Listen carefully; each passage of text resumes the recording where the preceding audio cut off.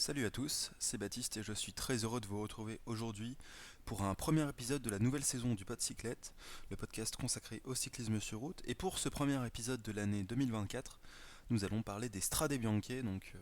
Je voulais peut-être vous faire un podcast le week-end dernier sur Kurn, Bruxelles-Kurn et puis l'Omloop et Nieuwsblad, difficile à dire, mais j'ai pas trop eu le temps et donc là je me suis dit que commencer la saison sur les Strade Bianche c'était une chose assez intéressante.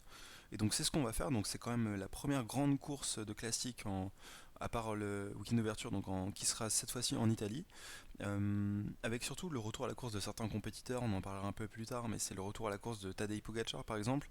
Enfin bref, c'est le premier grand moment frisson de cette saison de cyclisme, enfin en tout cas pour ma part. Et donc on va en discuter un peu aujourd'hui. Et tout d'abord on va commencer par parler du parcours, puisque vous n'êtes pas sans le savoir, je pense, mais le parcours des Strade Bianche a évolué cette année. En effet, on passe de un peu moins de 200 km à cette fois-ci 215 km, donc la course s'allonge assez fortement pour atteindre la barre symbolique des 200. Donc là, 215 km quand même, c'est très long en début de saison, et puis surtout avec un parcours qui n'est pas très commode, donc c'est pas mal de dénivelé positif, plus de 3600 mètres de dénivelé positif sur l'entièreté de la course. Et évidemment, on passe par les fameux Strade Bianche, les chemins blancs d'Italie, donc avec leur revêtement si difficile. Et donc l'évolution du parcours qu'il y a eu par rapport à l'an dernier, parce que vous le connaissez forcément, c'est donc l'an dernier c'était 12 segments de Strade Bianche, donc de chemin blanc, donc c'est caillouteux, on va dire, qui étaient dispersés le long du parcours. Et cette fois-ci c'est 15 puisqu'on fait une boucle supplémentaire en fait à la fin du parcours si vous voulez. On prend la fin du parcours de l'an dernier, dernier chemin blanc, et bien au lieu d'aller à Sienne et de monter le mur final, cette fois-ci on refait une boucle et on repasse par certains chemins blancs. Donc ça porte le total des Strade Bianche à 15 secteurs cette année. Donc c'est quand même énormément de choses, dont 71,5 km qui passeront par des chemins de terre, donc les chemins blancs. Donc ça fait vraiment une course qui est très sélective, très difficile, puisqu'en plus de tout ça, il faut ajouter les 3600 mètres de dénivelé positif dont je vous parlais juste avant. Donc 215 km avec toujours l'arrivée à Sienne, au même endroit, donc avec ce mur mythique, hein, l'arrivée pour aller dans la vieille ville, c'est magnifique. Enfin, c'est magnifique, ça dépendra des conditions météo, parce que c'est l'occasion d'en parler.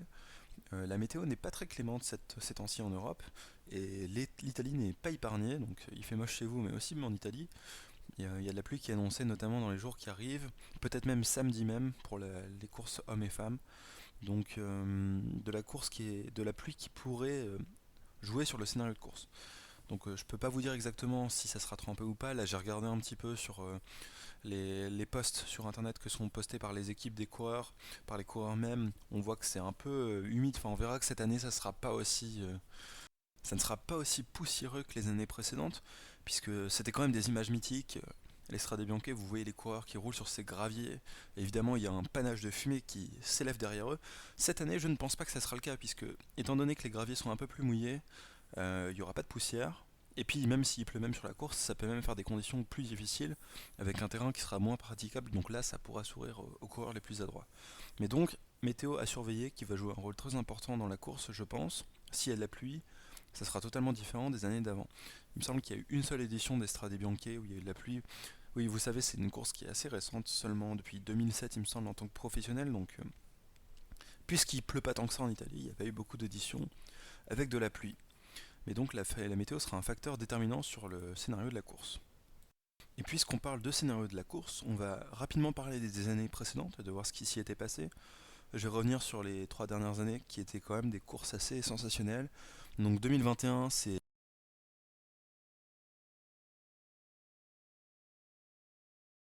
coureur, il y avait Van Aert, je crois, Bernal, Alaphilippe, Pidcock, Pogacar, enfin bref, tous ces coureurs-là qui étaient ensemble. Ensuite, un trio qui se détache avec Bernal, Alaphilippe et Van Der Poel. On voyait que Bernal était un peu à la rupture, mais quand même pour un coureur de grand tour, c'était assez intéressant de le voir là.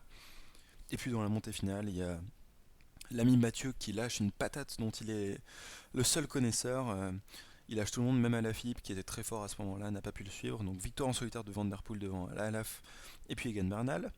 En 2022, eh bien, c'est la victoire de Tadej Pogacar en solitaire, tout seul. Un peu presque écœurant, on va dire, parce qu'il avait vraiment mis tout le monde à l'amende cette année-là. C'était la fameuse année où il y avait beaucoup de vent, la chute d'Alaphilippe, bref, on s'en souvient. Et puis il avait fini premier, pardon, avec pas mal d'avance sur ses poursuivants qui étaient Alejandro Valverde et Casper Asgreen. Donc Valverde, le vieux Valverde, dans sa dernière année en 2022, il doit avoir 40 balais, il fait deuxième vieillesse. Et puis Casper Asgreen qui avait fini troisième. Donc c'est quand même assez intéressant quand on voit ce podium de l'année 2022, c'est que on a des profils qui sont totalement différents entre un coureur. Bon, à l'époque, on pensait que c'était un coureur de grand tour, on s'est vite rendu compte que c'était un coureur très complet, qui est Tadej Pogacar. Alejandro Valverde, le coursier ultime, le puncher. Et puis Casper Asgreen, qui est plutôt un profil de Flandrien, donc c'était vraiment intéressant de voir un podium assez éclectique comme ça. Et j'en profite quand même pour signaler qu'à cette époque-là, on avait Attila Valter qui a fait quatrième. Et Attila Valter, il a fait aussi cinquième, il me semble, en 2023. Scénario de l'année dernière, c'est Tom Pidcock qui part pareil à environ 40 km de l'arrivée. Et il part tout seul, mais il y a un groupe de chasse derrière, et puis le groupe de chasse n'est pas loin, il revient très proche. Sauf que dans ce groupe de chasse, pour la mémoire, il y avait Tige Benoît et Attila Valter de la même équipe, la Jumbo Visma, mais qui n'ont pas roulé ensemble. Enfin bref, ils se sont un peu sabotés les deux. D'ailleurs, c'était marrant parce que sur la course femme cette même année, on a vu Lotte Kopecky et Demi Vollering qui s'étaient un peu tiré la bourre aussi alors qu'elles étaient ensemble. Bon, elles avaient fait 1 et 2, mais là, les Jumbo Visma à l'époque avaient fait 3 et 5. Donc voilà. Et puis on avait eu bien évidemment Valentin Madouas qui avait fait 2, une super course, mais c'est vrai qu'il n'y avait pas Pogacar. On se disait quel est le niveau de cette course, c'était difficile à relativiser. On savait que Peacock était très fort, mais après il s'est fait un peu manger sur les autres classiques par Pogacar, donc difficile de dire le niveau exact de cette course, mais Valentin puis Romain Grégoire 8ème. Donc concrètement, quelle c'est notre course s'il faut s'attendre? Ça sera une course très difficile, encore plus cette année avec le parcours qui change. Alors peut-être que les gens attaqueront d'un peu plus proche de l'arrivée, enfin, vu que la course aurait été plus sélective avant, on n'aura pas besoin de faire des différences de très loin parce qu'il y aura encore beaucoup de difficultés après. On peut s'attendre à des courses, un scénario de course différent. Donc soit on attaque toujours au même endroit, là, donc il y a un super secteur pavé, là, secteur empiré, pardon, qui s'appelle Santa Maria, quelque chose comme ça, qui est super long, très dur, qui monte avec des pourcentages très forts, des descentes techniques. Bref, souvent ça se décidait là. Les années précédentes, ça s'est surtout décidé là. Mais cette année, il est plus loin de l'arrivée.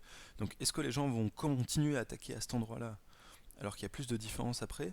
Ou alors est-ce que les coursiers vont être un peu plus conservateurs à se dire bon, écoute, cette année c'est encore plus dur, on va peut-être attendre un peu avant d'attaquer parce que si on veut finir la course avec du carburant dans le moteur et pas se faire griller sur la fin par des mecs qui auraient eu l'intelligence de s'économiser, peut-être faudrait-il la jouer un peu plus tranquille. Donc ça serait intéressant de voir le scénario, c'est une petite donnée inconnue en plus. Est-ce que les gens vont continuer d'attaquer de si loin des coureurs, donc dans le Santa Maria qui est disposé à quasiment 80 km de l'arrivée, 80-90, ou est-ce qu'on va être un peu plus conservateur et garder des forces pour attaquer plus tard?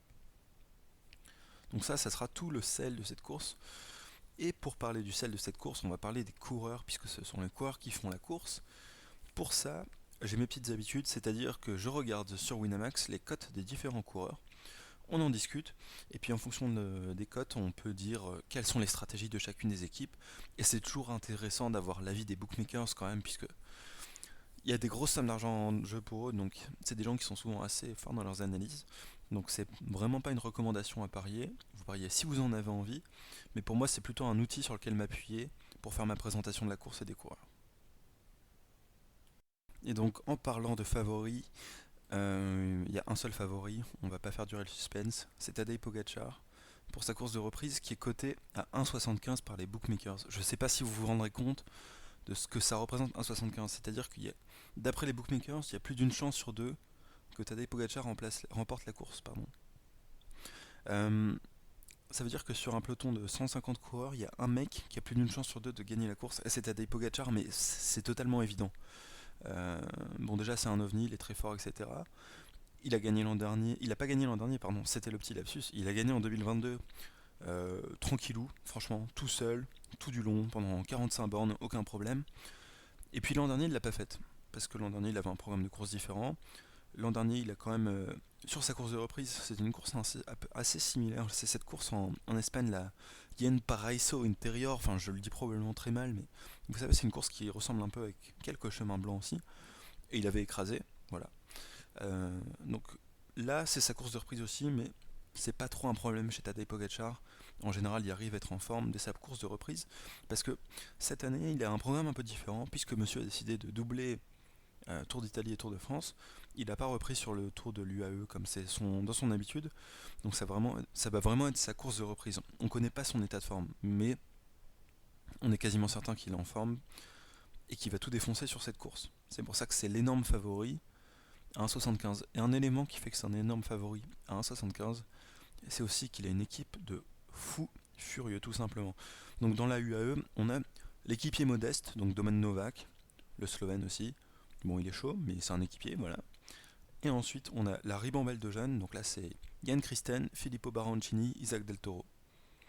Isaac Del Toro, Yann Christen, les mecs commencent le vélo en pro cette année. Avant, ils étaient dans les catégories espoirs. Yann Christen, bah là, il y a eu le trophée Laegola où il a failli gagner. Alors que le mec avait roulé dans le tour d'avant. Il roulait pour Juan Ayuso. Et puis il y a un groupe de contre qui est sorti avec Lenny Martinez. Le gars est allé dedans.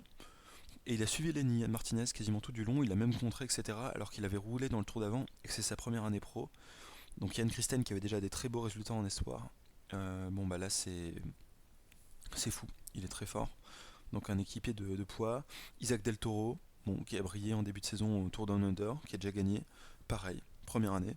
Donc mec très solide. Et puis Filippo Baroncini, c'est un peu de la même trempe, pardon. Il a un peu plus d'XP, mais donc trois mecs très solides qui vont être les équipiers évidemment, parce que quand tu es dans l'équipe de Tadej Pogacar, tu ne peux être que équipier. Sinon, il y a qui d'autre? Il y a Marc Hirschi, voilà. Marc Hirschi, beau CV sur le papier. En revanche, c'est pas mon équipier préféré de la team. Il a fait un début de saison correct. Il a notamment gagné la Fondrome Classic, où il a profité d'une course à deux là, avec Juan Ayuso. Il sort un peu en facteur. Il profite de la tactique d'équipe. Bon, il était dans les 3-4 meilleurs de la course, mais il gagne. En revanche, on l'a pas trop vu sur le Laigueglia, pardon.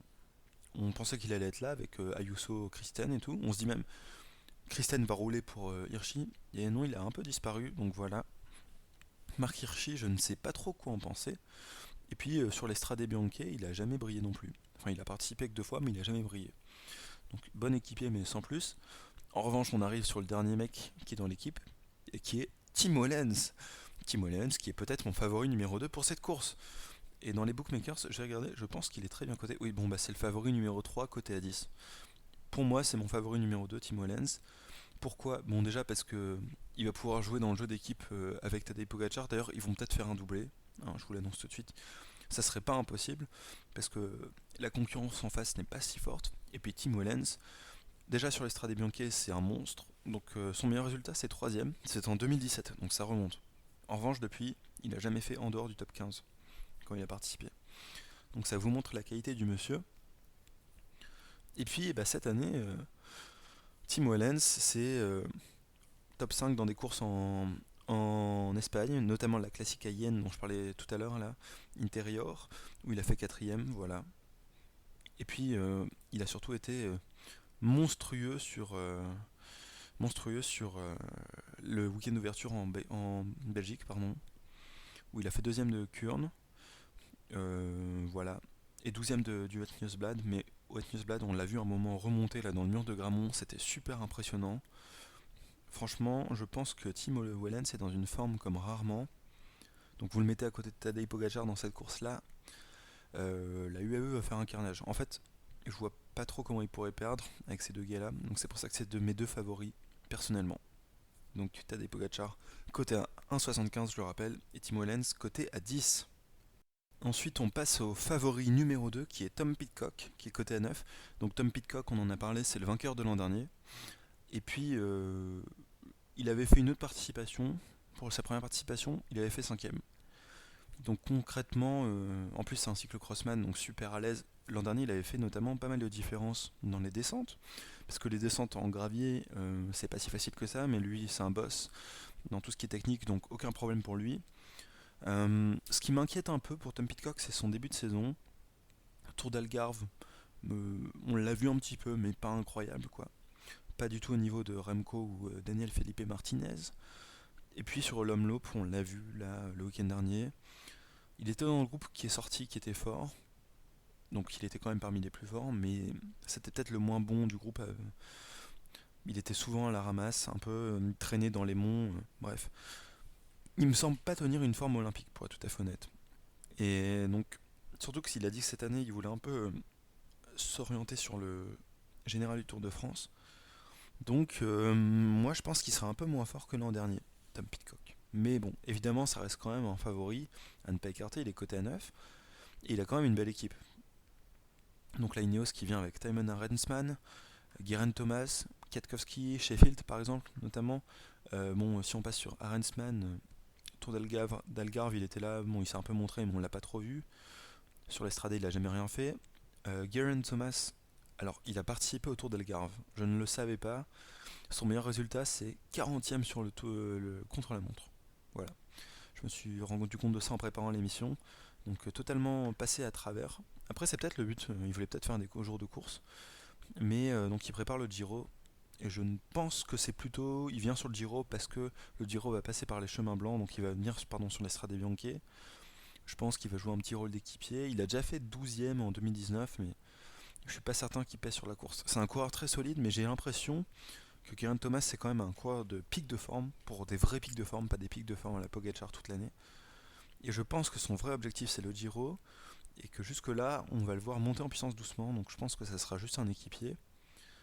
Sheffield, ça sera juste un équipier aussi, je pense aussi, même s'il a fait un tour d'Algarve pas trop mal, il a fait quand même un beau contre-la-montre, où il a été battu quand même par Remco, mais voilà, je pense que ça sera un équipier tout simplement. Et puis on a quand même un double vainqueur dans la présence de Michal Kwiatkowski, qui a gagné 2 fois, bon c'était dans l'époque où il y avait une concurrence un peu moindre sur l'Estrade Bianche, mais il a déjà gagné 2 fois. Il fait un début de saison correct, top 10 dans les 2 classiques qu'il a faites en Espagne. Grand Camino, il a dû abandonner. D'ailleurs, je ne sais pas pour quelle raison. Peut-être parce qu'il faisait trop moche, je ne sais pas. Mais donc à surveiller sur la raison de son abandon, mais en tout cas, Kwiatkowski sur l'Estrade Bianche, c'est souvent des bons résultats. Et il a gagné 2 fois. Je pense que tout sera quand même pour Thomas Pidcock. Ça m'étonnerait de voir les Ineos jouer 2 cartes. Et d'ailleurs, si on regarde la cote de Kwiatkowski, elle est à 100. Donc clairement, pour les bookmakers, c'est pas une option viable, Kwiatkowski. Et donc ça sera probablement tout pour Tom Pidcock au sein de la Ineos. Ensuite, donc troisième favori, on en a parlé, c'était Timo Lenz. Quatrième favori selon les bookmakers, coté à 22, c'est Attila Valter. Et moi, ça me surprend pas trop, parce que Attila Valter, il est toujours très très fort sur l'Estrade Bianche. Et on voit donc que c'est le coureur qui est le mieux coté de la Visma Lease Bike. Chez Jumbo, enfin chez Visma, pardon, j'ai fait un lapsus, il n'y aura pas Van Aert, parce que Van Aert préfère se concentrer sur les monuments, donc il ne fait pas l'Estrade Bianche cette année. Il n'y aura pas Vingegaard, évidemment. Et donc, en fait, on ne sait pas trop qui sera leader, parce qu'il y a Christophe Laporte qui sera là, Sepp Kuss, Attila Valter. Et selon les bookmakers, celui qui a le plus de chances de gagner parmi ceux-là, c'est Attila Valter. Moi, je sais pas trop quoi penser de Christophe Laporte, parce que Sepp Kuss, j'y crois pas trop. Il s'est montré sur le Tour d'Algarve, on voit qu'il était au niveau à peu près des autres, mais rien d'exceptionnel, quoi. Il n'est pas dans une grande forme pour l'instant, c'est pas le Sepp Kuss des grands tours. Donc je le mets plutôt en équipier. Il y aura Ben Tolet, équipier aussi, je pense, même si c'est un gars qui est prometteur. Et puis là, il arrive un petit dilemme, ou alors ils vont jouer à 2 cartes entre Attila Valter et Christophe Laporte. Attila Valter qui a fait 5ème de l'UAE Tour et qui était à peu près dans les cordes. Tout le monde est à peu près au même niveau au UAE Tour. Peut-être Lennart Van Elvet un peu meilleur que les autres, mais globalement tout le monde est à peu près au même niveau. Donc dans une forme pas trop mauvaise Attila. Et puis Attila c'est 4ème en 2022 et 5ème en 2023. Donc 2 top 5 sur ces 2 participations. Bah pourquoi pas en 2024. Et bah clairement, moi je pense que c'est possible. Il reste à voir quelle sera la stratégie avec Christophe Laporte. Christophe Laporte qui n'a jamais participé au Strade Bianche du haut de ses 31 ans. Assez étonnant. Après je pense que, pour être honnête, il y a un peu trop de dénivelé pour Christophe Laporte. Ça m'embête parce qu'il était très fort sur le week-end d'ouverture. Sur le week-end d'ouverture en fait, en Belgique, sur l'Omloop et Kurn, on n'a pas trop vu Christophe Laporte. Il était toujours super bien placé. Il a fait des sprints ensuite pour régler des groupes où il jouait jamais la première place. Il était super fort sur ses sprints. Il avait la soquette très très très légère. Ce que je peux vous dire, c'est que Christophe Laporte me semblait même plus fort que Van Aert. Enfin, il était super impressionnant. Je pense qu'il est en très bonne forme, mais je pense que la course ne lui convient pas pour autant. Je pense qu'il y a trop de dénivelé et que ça sera plutôt pour Attila Valter, mais ça sera intéressant de voir ce que notre cri-cri national va nous faire. Il a peut-être les cannes pour un top 10. Peut-être qu'il va jouer la victoire et me faire mentir, ça serait super. On l'adore Christophe, mais je pense que c'est un peu trop dur pour lui. Et d'ailleurs, si on regarde les cotes des bookmakers, Christophe Laporte est coté à 30. Donc on le voit un peu moins favori qu'Attila Valter qui est coté à 22. Et Sepkus coté à 40, moi je n'y crois pas trop. Et Ben Tollett à 125. Quand même une équipe assez solide pour la Visma Leasebike, pardon. Mais je pense que le leader sera quand même plutôt Attila Valter. Et on peut voir probablement un double leadership s'opérer avec Christophe Laporte. Mais bon, ça sera peut-être pour les places d'honneur si Tadej Pogacar est parti loin devant. Ensuite, si on passe au cinquième favori, c'est Ben Illy qui est coté à 25. Ben Illy, très gros outsider, on va pas se mentir. Il a totalement explosé l'an dernier, il a montré qu'il était l'un des meilleurs sur les classiques ardennaises notamment, qu'il n'avait pas trop peur des pavés non plus, donc a priori sur les chemins blancs ça pourrait le faire. Il a fait un début de saison plus que correct, où il a fait 4ème du Tour d'Algarve, 4ème de l'Étoile de Bessèges. Franchement, très gros outsider, Ben Illy. Je pense que ça va jouer pour l'UAE, mais Ben Illy sera là dans le top 5 probablement. Et puis Ben Illy, il a quand même une... Enfin, il a jamais fini l'Estrade Bianchi, il l'avait fait en 2022, il n'avait pas fini, mais c'était avant son éclosion, c'est vraiment 2023 qu'il a révélé. Il a une belle équipe, je trouve. Donc il y a Richard Carapaz, Bettiol, notamment Honoré, Nilsson Poles. Donc ça, c'est tous des mecs forts. Richard Carapaz, j'y crois pas par contre. En fait, Richard Carapaz, c'est difficile à dire, mais depuis qu'il est chez IF, il n'a pas fait grand chose, hein, disons. Et il a jamais fait quelque chose de. Là, il a fait un début d'année au Tour de Colombie, il est fini deuxième. Bon, toujours difficile de parler du Tour de Colombie. Ensuite, Grand Camino, il n'était pas dans le coup. Et puis sur l'Estrade Bianchi, il n'a jamais performé, tout simplement. Donc difficile de le placer comme un élément qui sera vraiment déterminant de la course, même si on connaît son talent intrinsèque. Il y aura Alberto Bettiol qui a beaucoup couru, qui a fait 15ème du trophée Laiguiglia, pardon, donc pas super rassurant à 3 jours d'Estrade. Enfin, la concurrence n'était pas non plus incroyable hein, sur le trophée Laiguiglia, je ne sais pas le dire. Mais il était plutôt bon sur l'étoile de Bessèges. C'est une course qui lui convient pas mal. L'an dernier, il me semble qu'il avait chuté dans une descente et il l'avait abandonné. Mais donc ça sera quand même un équipier assez sérieux pour Ben Illy. Tout comme Nilsson Poles. Nilsson Poles sur le papier, pareil, c'est le coureur archi-endurant, à qui ça conviendrait une course comme Estrade Bianchi, surtout depuis qu'elle a été allongée. Après, on l'a pas trop vu, il a abandonné sur le Grand Camino, probablement en mauvais temps, je sais pas. On connaît pas trop son état de forme à Nilsson Poles. Euh, il a jamais fini l'Estrade Bianchi, il l'a fait seulement une fois en 2019, il a abandonné. Donc beaucoup de bons coureurs, mais je pense que ce sera surtout sur Ben Illy qu'il faudra se concentrer. Donc Ben Illy qui est coté à 25 et qui est pour moi un sérieux outsider. Et de toute façon, si on regarde les bookmakers, Paul est coté à 100. Donc ça montre bien qu'il y a une différence où on voit vraiment Ben Illy comme le leader principal de cette équipe IF. Ensuite, favori suivant, on a Matej Moric. Matej Moric qui est coté à 25, donc la même cote que Ben Illy. Matej Moric qui sera dans une équipe avec des coureurs qui font pas rêver. C'est concrètement le seul coureur assez chaud, je pense. Les autres, c'est peut-être un peu par défaut qui sont sur cette course-là. Moric qui avait fait 6ème l'an dernier. Moric qui s'est un petit peu montré sur les courses du week-end d'ouverture, mais pas trop. Je sais pas trop quoi en penser. En fait, je saurais pas vous dire s'il est vraiment en forme. On se souvient qu'il a gagné cette année déjà une étape sur le Tour de Valence, où il était parti en solitaire dans une descente. Il avait gagné, il avait résisté sur le plat. Néanmoins, je suis pas encore totalement certain de son état de forme. Moi, Moric, je mettrais clairement pas une pièce dessus. C'est une course qui peut lui convenir. Il est champion du monde de gravel, on le sait. C'est un parcours qui peut lui convenir. Peut-être un peu trop dénivelé à mon goût. Et je pense que lui, c'est plutôt des trucs comme Paris-Roubaix qui lui conviennent. Je pense qu'il ne sera pas dans le top 5. Enfin, en tout cas, c'est mon prono. Je le vois pas trop comme un grand favori, Matej Moric, pour cette course-ci.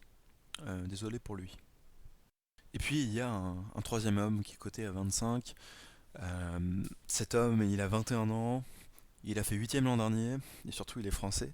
C'est Romain Grégoire. Romain Grégoire qui est coté donc à 25 pour cette course d'Estrade Bianchi.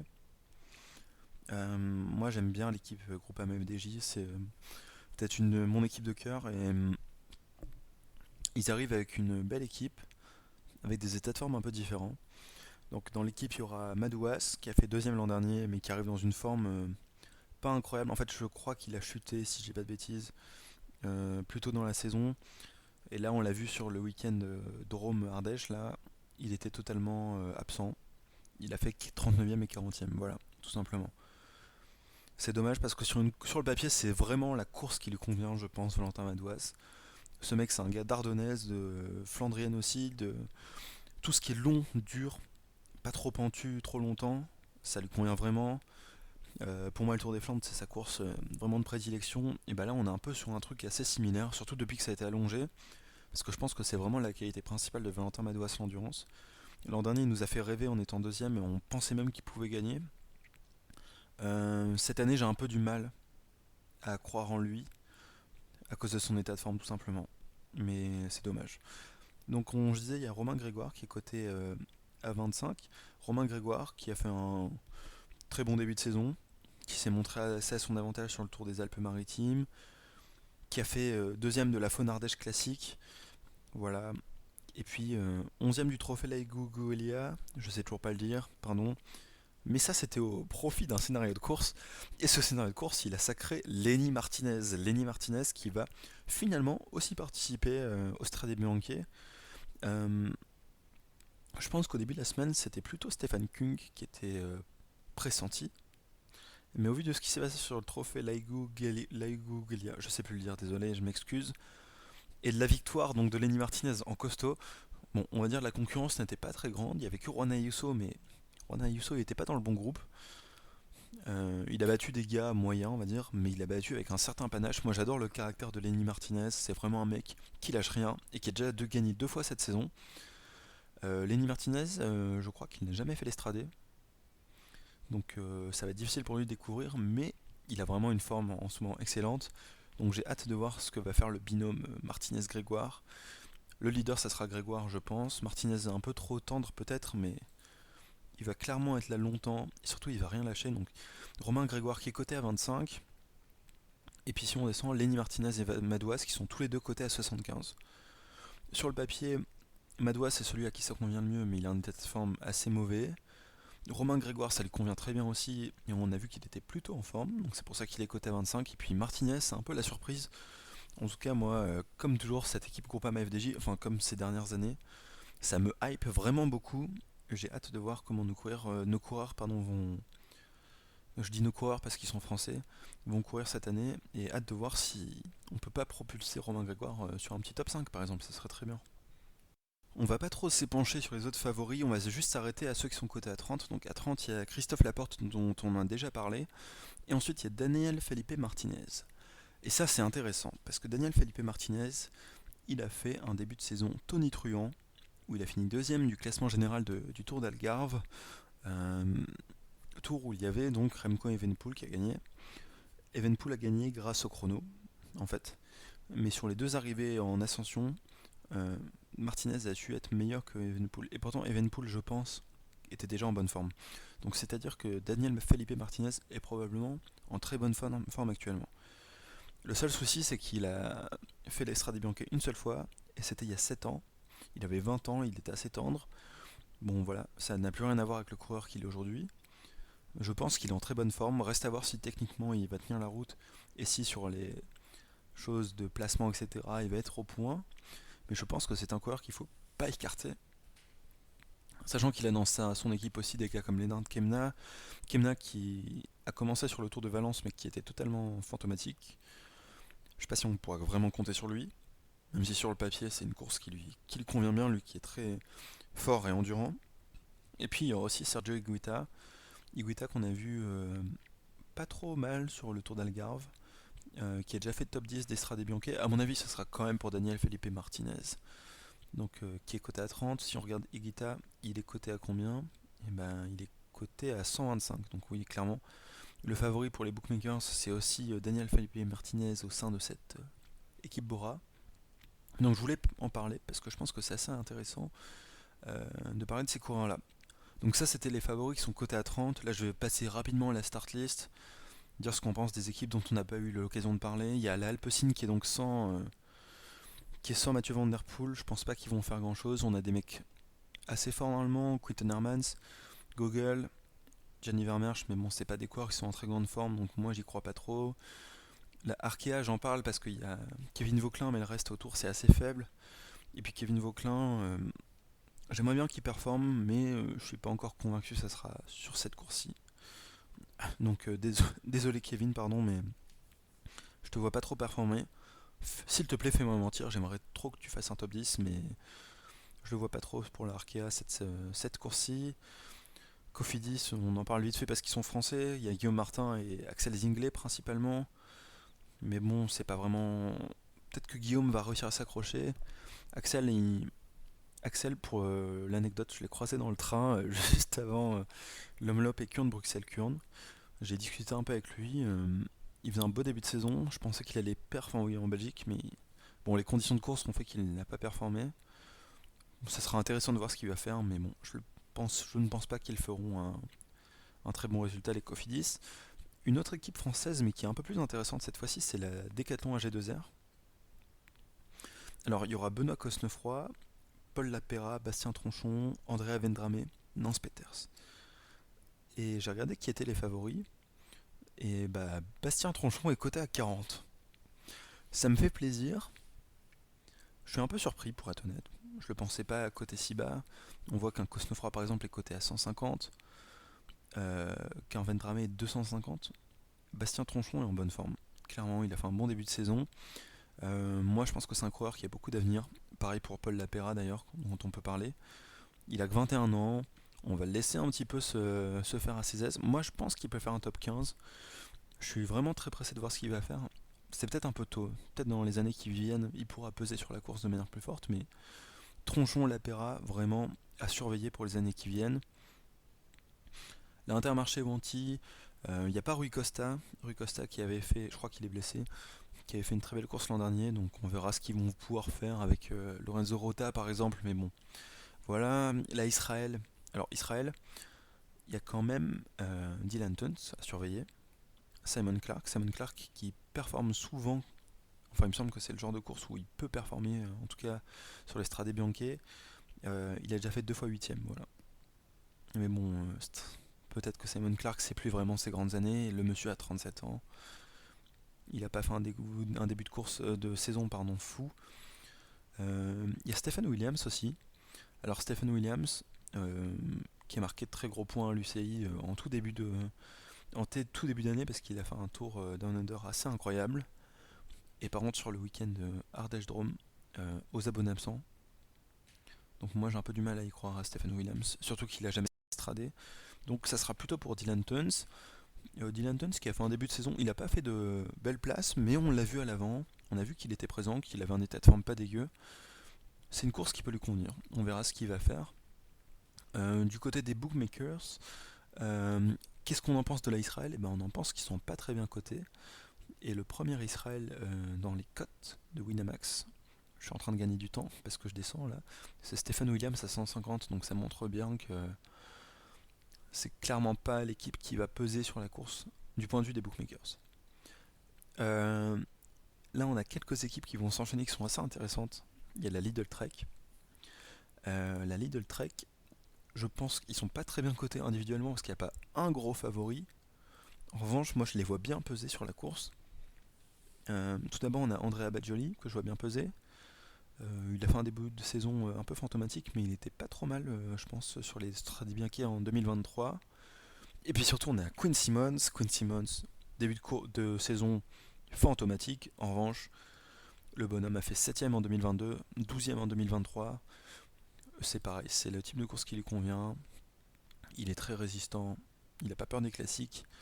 Donc, ouais, c'est un homme à surveiller. En tout cas, Quinn Simmons, même s'il n'est pas très bien coté par les bookmakers. Là, je suis en train de le chercher dans la liste. Je l'ai peut-être passé parce que là, je le vois vraiment pas. Je vous redis ça si je le trouve. Et je ne le trouve pas. Parce que je regardais beaucoup trop bas dans la liste. Donc Berjoli il est coté à 100, voilà. Et Quinn Simmons il est coté à 40. Donc 40 c'est pas n'importe quoi quand même. 40 c'est un probable top 10 je pense. Et puis, ça sera peut-être pas le meilleur de son équipe parce que dans l'équipe il y aura Tom Scoins. Et Tom Scoins il a montré ce week-end en Belgique qu'il était très très fort sur l'Omloop et Kurn. Je pense que ça va être le meilleur coureur de la Lidl Trek. Il a déjà fait 9ème sur l'Estrade Bianche et il est coté à 50. Donc les bookmakers ont bien senti que Tom Scoins, c'était pas quelqu'un à prendre à la rigolade. Et moi je pense qu'il va faire un beau parcours, tout comme l'équipe Lotto Destiny. Lotto Destiny, ils ont 3 gros coureurs qui vont partir dessus. Ça sera Van Gils, Lennart Van Helvelt. Ah non, Andres Krohn a été supprimé, pardon. Ils viennent de changer la liste de départ, il n'y aura pas Andres Krohn, mais Van Gils et Van Helvelt, les deux vannes là, c'est des petits jeunes qui marchent bien et qui ont surtout performé en ce début de saison, puisque Van Gils a fait 2 top 5 sur le week-end Ardèche Drôme, et il a gagné la blague qui était la Ruta Andalucía del Sol, mais bon, il a gagné le prologue, quoi. Donc il a gagné la course. Mais donc le monsieur est en forme, c'est un profil qui peut lui convenir. J'ai vraiment hâte de voir ce que Maxime Van Gils va faire. Tout comme Lennart Van Helvelt. Bon, Lennart Van Helvelt, qui avait déjà gagné une course en Espagne et qui en plus a gagné l'UAE Tour de manière assez magistrale. Il a jamais fait de la Estrade Bianche, donc ça sera sa découverte. Mais avec l'état de forme qu'il tient, il est coté à 40 et Van Gils à 60. Attention aux deux Belges de la Lotto Destiny. Moi je trouve que c'est sympa la Lotto Destiny qui est en train d'avoir un petit renouveau. Là, il y a eu une période où ils étaient vraiment dans la difficulté. La Van Gils, Van Helvelt, c'est très prometteur. Et on va passer à la Movistar, parce que la Movistar, ils ont une recrue cet hiver. C'est Davide Formolo. Et Davide Formolo, c'est un homme qui appuie très fort sur les pédales. Et ça compte pour l'Estrade Bianche. Il a fait 6ème de l'Alou Tour, on l'a pas vraiment vu.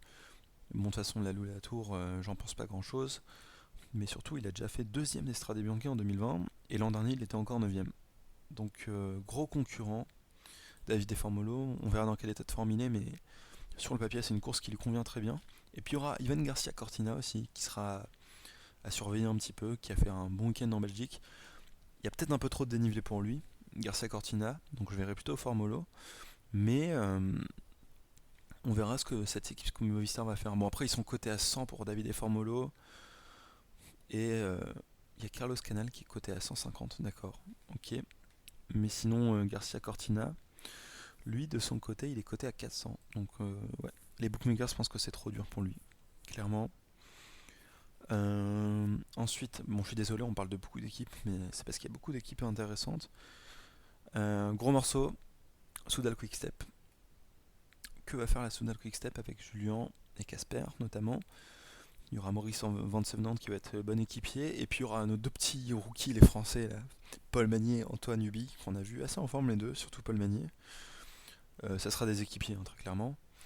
Mais Casper ou Julien, les deux peuvent jouer leurs cartes. Julien, le problème c'est qu'il a chuté à l'Omloop. Donc peut-être qu'il va un peu se ressentir de ses séquelles de sa chute. Bon, on sait que Julien, ça fait 2 ans qu'il n'est pas vraiment en forme, qu'il a plus la forme qu'il avait à l'époque. Il y a un contexte assez difficile médiatique ces derniers temps. Moi j'ai envie d'y croire à Julien parce que c'est un coureur que j'adore. C'est une course qui lui convient parfaitement. Euh, il a déjà gagné en 2019, c'était il y a un peu longtemps. Il a fait 2ème en 2021 derrière Lovni. On sait qu'il a un passif assez lourd avec la course où il avait chuté très lourdement, on s'en souvient. En tout cas, Julien Lafilippe, il est coté à 75, donc voilà. Peut-être top 10, on verra pour notre ami Julien. Moi j'aimerais bien qu'il gagne, évidemment, mais parce qu'on a le souvenir de ses grandes années, mais ça serait déjà bien pour lui qu'il fasse un beau top 10.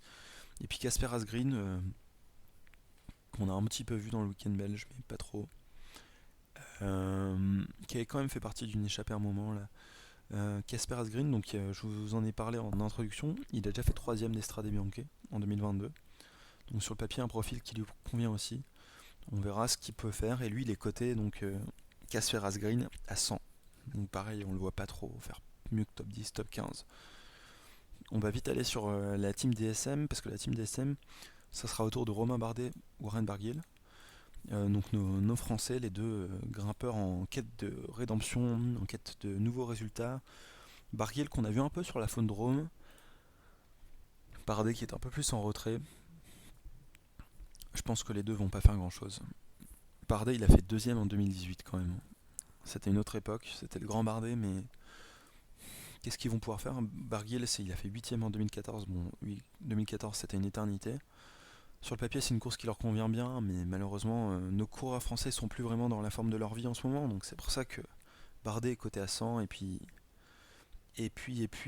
Barguil, je le trouve pas, donc il est coté à 300, ouais. Donc clairement les bookmakers mettent pas trop leur pronostic en faveur de la team DSM et de nos Français. Voilà, je pense qu'on a pas mal avancé. Les autres équipes, je pense pas qu'elles vont vraiment peser sur la course. Donc ça c'était ma petite preview d'Estrade Bianchi. Finalement j'ai parlé beaucoup trop longtemps, déjà 40 minutes d'enregistrement. Euh, Clairement mes deux gros favoris Timolen c'est Pogacar, surtout Pogacar.